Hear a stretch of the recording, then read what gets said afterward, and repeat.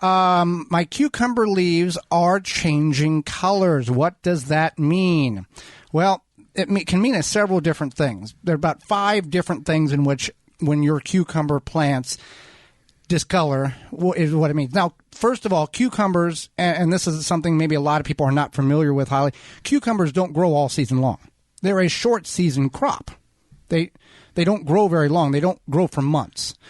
Right. They need 65 degrees or warmer at root zone before planting, so some people fall in that trap. You plant them too early, they get stunted, they don't produce. We see the discoloration of the leaves from dark green to yellow to dried up. Now, this can be too much water or not enough water, so pick your poison there. Lack of sunlight. People will plant these in an area that are too shady. Cucumbers need a lot of sun, full sun as much as possible. It could be harmful insects, could be getting into your plant or on your plant, laying their eggs, doing damage to them. Insufficient nutrients that may be between the watering and not watering enough and the insufficient nutrients. That's probably your top 2 there. Insufficient nutrients can be if the leaves are changing color, meaning it's going from green to yellow, that would indicate probably a lack of nitrogen. So there's a way of liquid nitrogen is a way of getting the plant the nitrogen right away. Granular nitrogen or water-soluble nitrogen is a little slower process of getting it picked up. But if you can get ahead of this by regularly feeding your cucumber plants with a all-balanced fertilizer throughout the year, like Johnny Appleseed's Organics, that will help continue to feed your plants. And there's a new number of plant diseases in which you can your plants can obtain.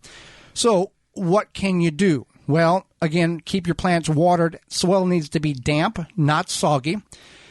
And you need to continue to feed your plants if you feel that you are going to have a nutrient deficiency because you may not be planting or may not have the best soil possible. Right. And, yeah, that's...